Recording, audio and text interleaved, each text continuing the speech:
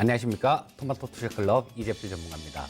지난주에 제가 인사를 드릴 때만 하더라도 아침 저녁으로 날씨가 굉장히 싸늘해졌죠. 쌀쌀하다 아직까지는 그런 말씀을 드렸는데요. 역시 자연의 이치는 속이지 못하는가 봅니다. 이제는 4월 중순 이렇게 접어드니까 아침 저녁으로도 그냥 조금 포근한 그런 기운이 지금 느껴지죠. 자, 이 날씨는 날짜가 가면 때가 되면 이렇게 바뀌는데 주식시장 같은 경우는 좀 상당히 불규칙하게 움직이죠. 그래서 우리 시청자님들이나 다른 투자자분들께서도 마찬가지로 이 주가가 좀 올라도 걱정, 빠져도 걱정 그런 것들이 상당히 많으실 거예요. 오늘도 하나하나 차근차근 이렇게 살펴보면서 다음 주, 그러니까 이번 주 투자 전략까지 말씀드리도록 하겠습니다. 자, 지금 전체적으로 큰 틀에서 시장 좀 짚어보고 넘어가도록 하겠습니다. 자, 보시면 코스피 시장 오늘 약 9.4포인트, 0.42% 정도 상승하는 모습이었고요. 자, 그다음에 코스닥 지수는 코스피 지수하고 조금은 틀리게 움직였죠. 자, 코스닥 시장 같은 경우는 0.14% 정도 하락하면서 766.75포인트로 마감됐습니다. 선물 시장은 1.3포인트 정도 올랐죠. 0.45% 정도 상승했으니까 오늘 코스피 시장에서는 대형주, 중소형주 그렇게 많은 차이는 나지 않았다라고 보시면 되겠습니다.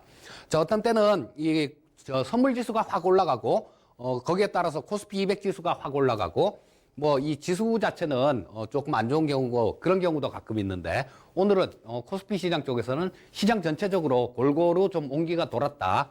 이렇게 보시면 되겠고요. 자, 다음은 상승 종목이 오늘 굉장히 좀 상한가가 10개나 나왔어요. 자, 상승 종목이 472개 종목이고 상한가가 10개가 나왔고요. 하락이 353개 종목. 자, 코스닥 시장에서는 상승이 503개 종목이 상승했고 하락 종목 수가 좀 많았죠. 685개 종목이 하락하는 모습이었습니다.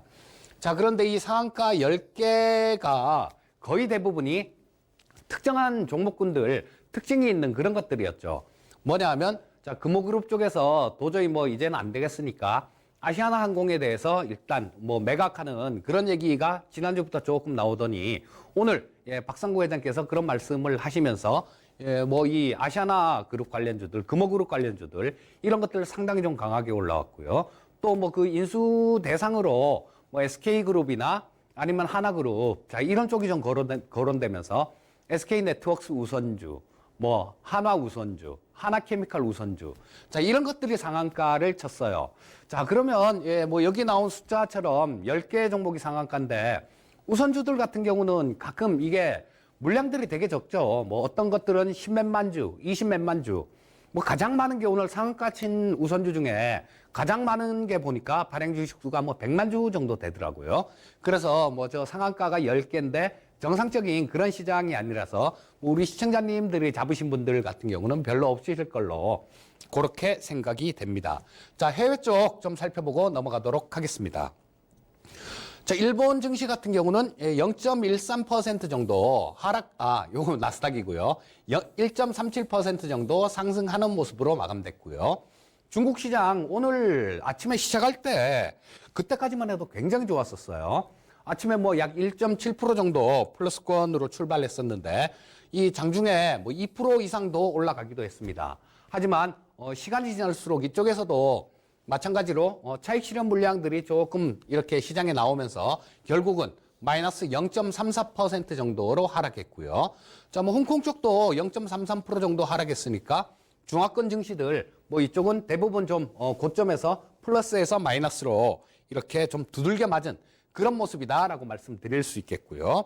자, 프로그램 쪽 보시게 되면 이 차익 쪽에서는 304억 정도 순 매도가 나왔고요. 비차익 쪽에서는 730억 정도 순 매수가 들어왔는데 이 비차익 쪽은 거의 대부분이 외국인들 투자 자금이다. 이렇게 보시면 되겠습니다. 자, 일단 그리고 전체적으로 분차트를 놓고 한번 시장 움직임을 좀 짚어보도록 하겠습니다. 자, 해외 시장이 상당히 좀 좋았었죠. 다우가, JP 모건이나 웰스파고의 실적이 상당히 좀 좋게 나오면서 지난주 말에 다우 지수가 200포인트 이상 급등하는 모습이었고, S&P, 나스닥 이런 부분들도 상당히 좀 좋은 모습이었습니다. 자, 그래서 우리나라 코스피 시장도 마찬가지로 떠서 시작했죠. 자, 아침에 갭으로 확 떠서 시작하고 그러고 난 다음 상승 추세를 좀 유지하는 모습이었어요. 그리고 한 11시 정도까지도 지금 상승 추세를 계속 좀 유지하는 모습이었는데 이때부터 중국 시장이 플러스 2포인트 넘게 찍고 서서히 조금씩 이렇게 밀리는 모습이 나왔고, 자, 그러면서 시장은 같이 좀 밀리는 그런 모습이었고요. 조금 횡보를 하다가 끝내는 좀 더 반등다운 반등을 하지 못하고 밀리는 모습으로 마감됐다라고 보시면 되겠고요. 자, 일봉을 갖고 이 시장의 위치 한번 보도록 하겠습니다. 자, 지금 현재 상태는 일단 뭐 큰 틀에서 주간 전략 같은 경우는 이따 끝날 무렵에 말씀드리고요. 자, 지금 현재 좀 상당히 좀 이 일봉 차트로만 봐서는 굉장히 좋은 그런 모습이 나오고 있죠. 자, 그동안 갭으로 좀 저항선으로 작용했던 그 부분들 저 앞쪽에 있는데 좀 화면이 작아서 제가 조금 화면을 키웠습니다. 자, 그때 저 앞쪽에 갭 부분으로 작용하던 그런 저항대 두 군데 있던 걸 지금 좀 뚫어내는 그런 모습이었어요. 그리고 통상 이 장기 이동 평균선 같은 경우는 굉장히 좀 단단한 저항선으로 작용을 합니다. 하지만 오늘 시장에서는 뭐 장중에는 2251포인트까지도 상승을 했지만 조금 밀린 모습이었지만요. 아침에 갭으로 242평선을 뚫고 시작해서 그 위에서 좀 유지되는 모습. 그러니까 일봉상으로는 242평선 최종적인 그 저항선이라고 할 수 있는 그런 부분을 돌파한 채 마감됐다라고 보시면 되겠고요. 코스닥 시장 다시 한번 짚어보도록 하겠습니다. 코스닥 시장 같은 경우는 코스피 시장보다 상대적으로 좀 약했죠. 아무래도 이 코스닥 시장 같은 경우는 이 시가총액이 큰 종목들 그런 쪽이 제약바이오 섹터들이 시가총액이 상당히 좀 상위 쪽에 이렇게 포진되어 있는데 오늘 제약바이오 쪽이 조금 안 좋은 모습이 나오면서 자, 코스닥 시장도 아침에 좀 쭉 떠서 시작해서 저 뭐 770포인트를 돌파하면서 그렇게 출발하면서 뭐 상당히 좀 기대감을 줬었는데요. 자, 뭐 아까 말씀드렸던 제약바이오 쪽이 밀리면서 지금 음선을 한 개 두들겨 맞고 그러고 난 다음에 좀 이 코스피 시장하고는 조금 반대의 궤적을 그렸죠. 장 초반에. 코스피 시장은 좀 상승하는 모습이었는데 코스닥 시장은 계속 좀 하락하는 모습이었습니다. 그리고 참 묘해요. 이 중국 시장 쪽이 좀 안 좋으니까 코스피 시장 쪽에서는 밀리는데 아마 이 자금들이 코스닥 시장 쪽으로 장중에는 일부 단타성 물량들이 유입된 걸로 보고 있습니다. 자, 반등 나왔다가 뭐 중국 시장 오후장에 좀 안 좋은 모습이 나오니까 그냥 좀 밀렸다가 옆으로 횡보하는 그런 모습으로 마감된 하루였고요. 코스닥 시장도 일봉 차트를 갖고 현 위치를 한번 짚어보고 넘어가도록 하겠습니다. 자, 코스닥 시장도 코스피 시장하고 거의 비슷한 모양이었어요. 아침에 출발은 이 코스닥 시장도 상당히 좀 강하게 출발했었죠. 자, 그런데 지금 현재 이 코스닥 시장 같은 경우는 엊그저께 벌써 이걸 뚫었죠. 금요일 날 벌써 이 242평선을 뚫어놓고 그러고 난 다음에 오늘은 좀 위쪽으로 출발해서 조금 음선을 그렸지만 지금 현재 상태는 아직도 242평선 그쪽에서 좀 지지를 받고 있는 저항선으로 작용을 할 뻔했던 게 지금은 오히려 지지선으로 작용하고 있다라는 거 이렇게 보시면 되겠고요. 자, 다음은 수급을 한번 짚어보고 넘어가도록 하겠습니다. 자, 현재 상태에서 보시게 되면 자, 코스피 시장 쪽에서는 외국인들이 자, 요때 잠깐 35억 정도 팔았죠. 그러고 난 다음에 엄청나게 이게 12일 연속해서 뭐 요거 35억 판 거 요거를 뺀다라면 뭐 한 12일 정도 그 정도 계속해서 연속해서 매수가 들어오는 모습이었고요. 정확하게 이 외국인들 매수하고 주가 지수하고 정확하게 궤적을 같이 합니다. 코스피 지수를 보시게 되면요. 지금 이게 연속해서 12일 연속 상승하고 있는 거예요. 자, 그렇다면 우리 시장은 바로 이 외국인들 투자자들에 의해서 지수의 색깔이 결정된다라고 보시면 될 거고요. 자, 이 외국인들이 계속 이렇게 매수가 들어온 이유는 오늘도 한 1,800억 정도 매수가 들어왔죠. 그 최근에 계속 매수가 들어왔는데 지난 주말에 지난 주말 전에는 기대감들이 있었던 거고요. 자, 환율에 대한 얘기들 뭐 강제성을 부여할 것이다. 뭐 이런 부분들 합의가 될 것이다. 이런 부분들은 지난주에도 계속 얘기가 좀 나왔던 부분들입니다. 하지만 지난 주말에 미국하고 중국이 환율 투명성에 대해서 합의를 했다라는 그런 뉴스가 나왔죠. 그리고 이걸 이행하지 않았을 경우에는 제재할 수 있는 제재안까지도 뭐 합의가 됐다, 이런 뉴스들이 나오면서 계속해서 외국인들의 매수세를 자극하고, 우리나라 시장 같은 경우는 원달러 환율 같은 경우는 중국의 위안화 환율하고 굉장히 동조화되는 경향이 많습니다. 그렇게 되면 중국에서 환율을 건들기 힘들다, 그렇게 되면 중국의 위안화는 강세로 갈 것이다. 그렇다면 우리나라 시장도 마찬가지 원화도 강세로 갈 것이다. 자, 이런 것들 때문에 외국인들의 매수는 계속해서 유입되고 있다라고 보시면 되겠습니다. 자, 코스닥 시장 한번 수급을 짚어보도록 하겠습니다. 자, 코스닥 시장에서는 이 외국인들이 그렇게 크게 역할을 못하고 있죠. 이 외국인들은 코스피 시장에서 주로 역할을 하고 있고요. 자, 코스닥 시장에서는 기관들이 좀 어느 정도 역할을 해주고 있는데, 자, 기관들하고 외국인들 보시게 되면 이때 한 3일 정도 연속으로 코스닥 시장에서도 매수하는 모습이 나왔죠. 오늘은 약간 좀 매도를 하고 있는 모습인데, 자, 이런 것들은 전에부터 제가 계속 좀 말씀을 드렸지만, 이 코스닥 시장에서는 이 외국인들이나 기관들이나 어떤 매수를 계속 들어오고 이런 부분들은 아니라고 봐요. 자, 그냥 거래소 시장에 연동해서 거래소 시장 쪽에서 좀 이렇게 매수가 좀 강하게 들어오면 코스닥 시장도 좀 올라가는구나, 그리고 코스닥 시장에 좀 매수를 했다가 그쪽에서 조금 어느 정도 올랐다 싶으면 좀 차익 실현을 하고, 자, 그런 모습이다라고 보시면 되겠고요. 선물 시장에서는 조금 지금 현재 그런 부분들이 나왔죠. 이 외국인들 옵션이 나왔네요. 자, 선물 시장에서 보시게 되면 이때 굉장히 많이 샀었어요. 자, 이때 보시면 요게 지금 금액으로 나와 있는데요.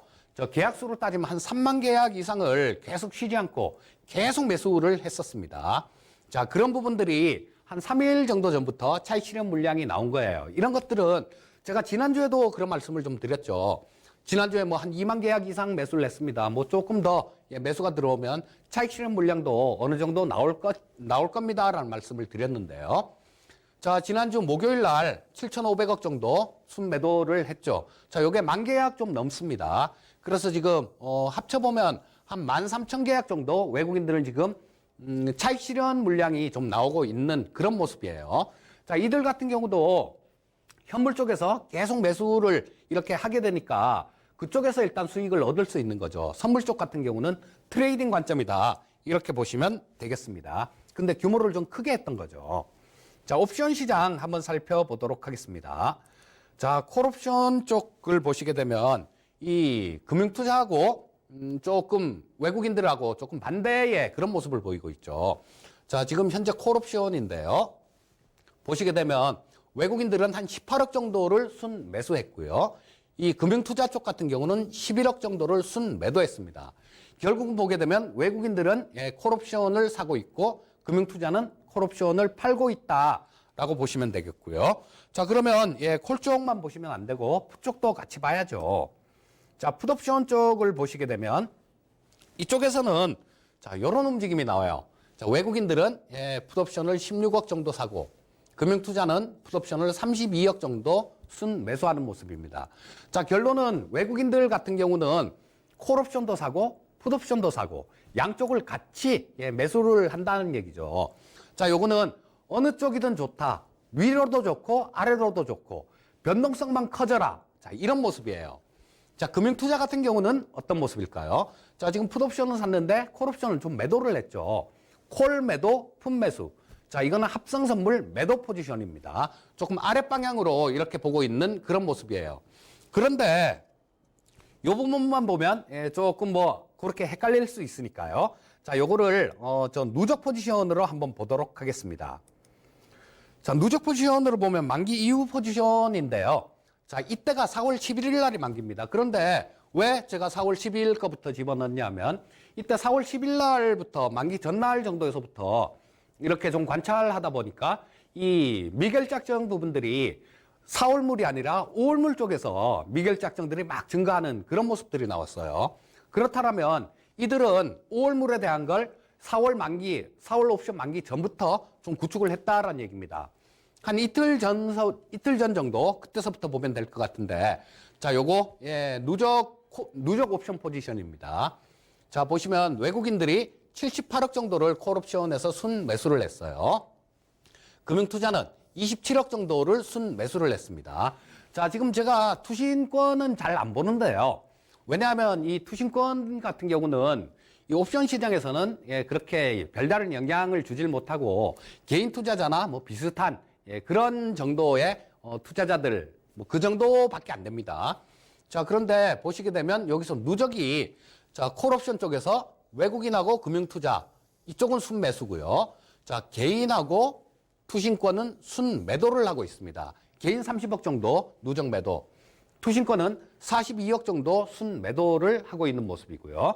자, 콜 쪽은 이렇게 보시고 그다음 풋 쪽을 한번 볼까요? 어떻게 됐는지. 풋 쪽도 마찬가지입니다. 보시게 되면 여기서 예, 풋옵션 쪽 외국인들이 한 35억 정도 누적해서 순매도를 하고 있죠. 순매수를 하고 있고 금융투자는 118억 정도를 순매수를 하고 있습니다. 개인들 예, 풋옵션 62억 순매도, 투신 40억 순매도. 자, 결국은 수급이 어떻게 됐느냐, 수급의 판을 짜보면요. 개인 투자자들은 콜옵션, 풋옵션 전부 다 양매도를 하는 모습이고요. 그 다음에 이 투신권 같은 경우도 콜옵션, 풋옵션 전부 다 양매도를 하는 모습이에요. 그런데 외국인들하고 금융투자 같은 경우는 양매수를 하고 있죠. 콜옵션도 사고 있고 풋옵션도 사고 있다라는 얘기입니다. 이 얘기는 뭐냐면 외국인이나 금융투자 쪽 같은 경우는 방향은 어디로든 좋아. 좀 크게만 움직여줘. 이런 건데 외국인들 같은 경우는 자, 뭐 풋옵션 쪽보다 콜옵션 쪽이 상대적으로 좀 많이 있습니다.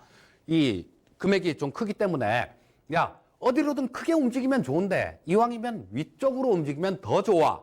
이런 포지션이고요. 금융투자 쪽 같은 경우는 이들도 마찬가지로 어디로든 크게 움직여주면 좋은데 이 금융투자는 아래쪽이면 더 좋아. 이런 포지션입니다. 자, 뭐 이 금액이 좀 옵션 시장에서는 그렇게 중요하진 않아요. 왜냐하면 콜을 만약에 뭐 30억 정도 매수해놓고 풋을 100억 정도 매수를 했다고 하더라도 하루에도 몇 배씩 움직이는 게 이 옵션 시장이기 때문에 30억도 예, 뭐 하루에 뭐 한 5배 정도 움직이면 150억 되지 않습니까? 이쪽 다 깡통 나도 남는 거거든요. 자, 그래서 이 크게 움직이면 좀 좋은 예, 그런 포지션인데 작년 10월물이 지금 보다 보니까 작년 10월물이 좀 생각이 나요. 작년 10월물에 만기날 하루에 풋옵션 쪽에서 240배를 줬습니다. 만기 전날 2,000원짜리를 뭐 48만 원 결제를 해줬으니까 하루에 240배죠. 240%가 아니라 240배가 났는데 그때 9월 만기 끝나고 난 다음에 이네들이 계속 좀 외국인들하고 이 금융투자 쪽 같은 경우는 계속 양매수 포지션을 계속 쌓아갔었어요. 그리고 저 만기 되기 직전 같은 경우는 뭐 한 400억씩 막 이렇게 순 양쪽으로 콜풋 다 순매수 포지션을 갖고 갔었고 그것들을 전부 다 개인들 같은 경우는 순매도 포지션을 갖고 가서 굉장히 크게 손실을 봤던 그런 기억이 있는데요. 자, 이런 부분들도 예, 상황 봐가면서 계속 좀 다음 주에 좀 짚어봐 드리기로 하고요. 지금은 금융투자나 외국인이나 변동성 확대에 배팅하고 있다라고 보시면 되겠습니다. 자, 이번 주 특징 섹터를 좀 말씀드리면요. 자, 이 화장품 섹터를 빼놓을 수가 없겠죠.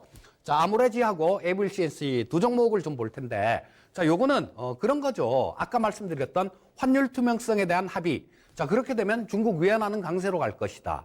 그러면 중국인들의 구매력은 늘어날 것이다. 이런 부분이 한 가지가 작용을 했고요. 그다음 면세점 매출이 지난달 면세점 매출이 뭐 전년 동기보다 한 29% 정도, 29% 이상 늘었습니다. 그럼 지난달에 장사가 굉장히 많이 됐겠네? 근데 자, 이 위안화 환율이 강세로 가면 이들의 구매력은 더 늘겠네? 그리고 지금 이제 따뜻한 봄날이잖아. 그러면 우리나라로 많이 오겠지.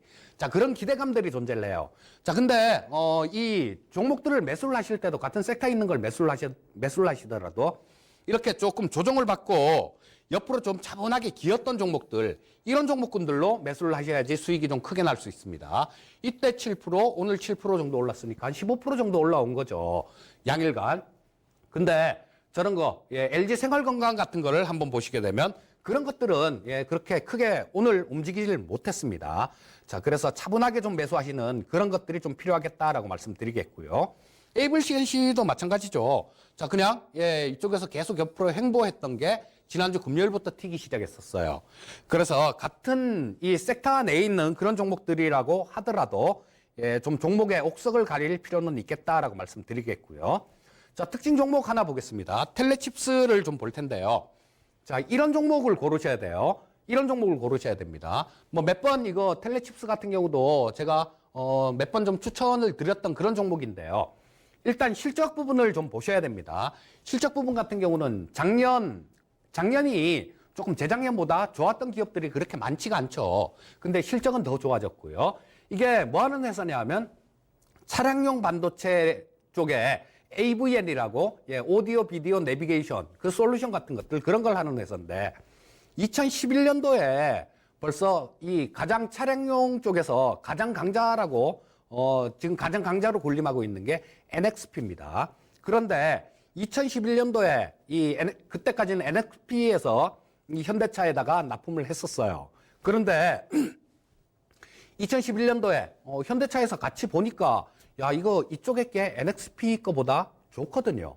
자, 그래서 그런 NXP를 제치고 현대차에다 납품을 하고 있는 그런 기업이에요. 자, 그리고 이 전체 큰 틀에서도 좀 볼 필요가 있는데 큰 틀에서는 이 차량용 반도체 같은 경우는 예, 향후에 점점 계속 커져갈 시장입니다. 자, 지금도 차량용 반도체가 상당히 좀 많이 들어가는데 나중에 이게 자율주행 단계가 점점 레벨업 되면 될수록 그리고 나중에 완전 자율주행차가 되면 이 차량용 반도체는 엄청나게 많이 소모가 될 겁니다. 자, 그리고 자식도 잘 뒀죠. 자식도 잘 뒀습니다. 우리 이 자율주행차로 최근에 한참 뜨거웠던 종목 있죠. 칩셋미디어. 자, 이 칩셋미디어의 모회사예요. 그러니까 아버지도 돈을 잘 벌고 자식은 그 비디오 IP를 갖고 있는 그런 기업이죠. 우리나라에서는 뭐 하나밖에 없는 그런 기업입니다. 자, 그래서 실적도 증가하면서 바닥 좀 이렇게 많이 잘 다지고 튀어 올라오는 소위 얘기하는 4차 산업혁명 관련 섹터에 있는 종목들, 이런 종목군들로 잘 살펴보신다라면 너무 또 이렇게 올라갔을 때 쫓아가면 좀 고생을 하는 경우가 있어요. 그래서 요 텔레칩스 같은 경우도 좀 관심 있게 보십사 하고 갖고 나온 겁니다. 요거를 종목 추천을 특징주 하게 되면 오늘 뭐 아시아나항공이나 금호산업 이런 걸 말씀드려야 될 텐데요. 그런 것들은 상한가를 가버렸으니까 우리 시청자님들이 실전에서 쓸 수가 없는 거죠. 그래서 될 수 있으면 이 시간에도 우리 시청자님들께서 할 수 있는 종목들, 그런 종목군들을 위주로 조금 하십사하고 말씀하십사하고 이런 말씀을 드립니다. 자, 그 다음에 시장 전체를 좀 한번 이렇게 살펴봐야 되겠죠. 자, 아까 일봉에서 말씀드렸을 때는 어땠습니까? 저 241 이평선 그것까지 오늘 상향 돌파하는 모습이었어요. 상향 돌파하는 모습이었고 위로는 걸리는 게 전혀 없을 것 같은 그런 생각이 드는데, 자, 이거 주봉으로 보게 되면 또 약간 틀려요. 자, 주봉으로 보시게 되면 이게 60주 이평선입니다. 파란 선이. 자, 이렇게 됐다가 지금 확 꺾여 있어요. 자, 꺾여 있는데, 자, 지금 이런 부분들 같은 경우는 저항선으로 작용을 할 수도 있다라는 겁니다. 요게 2270포인트를 돌파를 하게 되면 뭐 나중에 60주 이평선도 뭐 그쪽에서 돌파해서 좀 유지가 되면 돌아 나올 수가 있는데요. 지금 현재 상태는 하락길기가 너무 가팔라요. 자, 그래서 지금 아까 이런 것들을 봐도 좀 변동성이 커질 수 있는 그런 모습이 나올 수 있을 거고요. 아까 수급에서 보셨죠. 이 금융투자하고 외국인들 같은 경우는 위로도 좋아, 아래로도 괜찮아, 변동성만 커져라. 자, 이렇게 얘기를 하고 있다라는 겁니다.